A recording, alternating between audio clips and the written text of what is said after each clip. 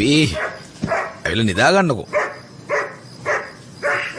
අප්පා නිදා ගන්න දෙන්නේ නැනේ බුරණු අප්පාච්චි. ඉන්නකෝ මං එන්නම්. හැපි කොහෙද ඉන්නේ? හේ මොකද උනේ? යන් ඇතුලේ හැමෝම නිදි. එන්න. ඇයි මේ වද දෙන්නේ මට?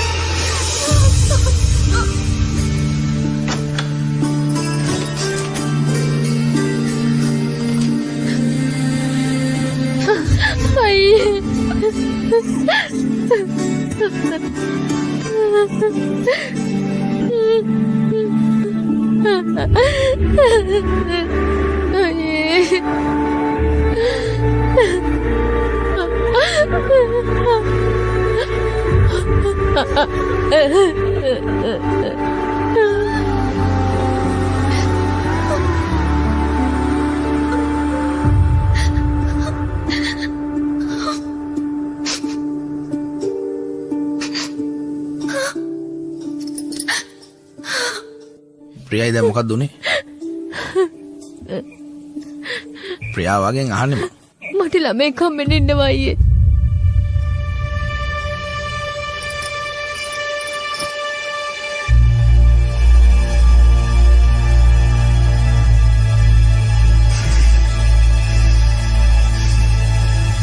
දැන් ඒකට දුවේ මැරෙන්න හදන්නේ. ඔය කාරණේම ඔයා බැඳලා මාස 3කින් කිව්වනම් මේ ගෙදර මේ වගේ මුත්සලයක් තියෙයි. එක සැරයක් ෆෝන් එක දෙන්නකෝ මම කතා කරන්න රවි එක්ක.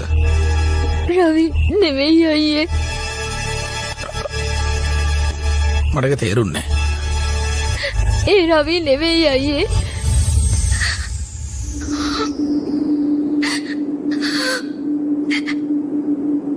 එහෙනම් කවුද ප්‍රියා? මට කියන්න ප්‍රියා. අම්මට තාත්තට තේරුම් කරන්න. නැන්දම්මලට තේරුම් කරන්න. ඕන්න මසනයි කකුල් දෙක මුල වැඳ වැටෙන්න. කවුද කියලා කියනකෝ ප්‍රියා? මන් දන්නේ අයියේ.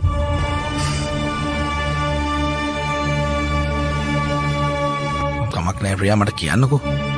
මං ඒ ගැන බලා ගන්නම් කිව්වනේ. මං ඇත්තටම දන්නේ නෑ අයියේ. මොකක් හරි පාටි එකට ගියාද?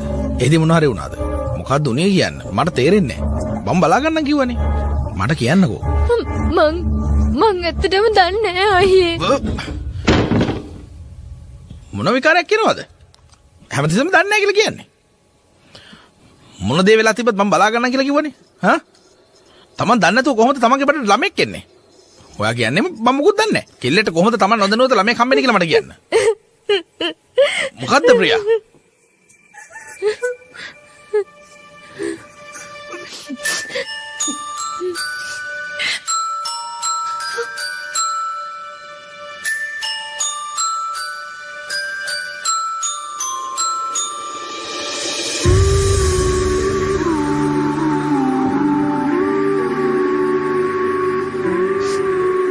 පින්කි ප්‍රොමිස් මං ඇත්තටම කොහොම වුණාද කියලා දන්නේ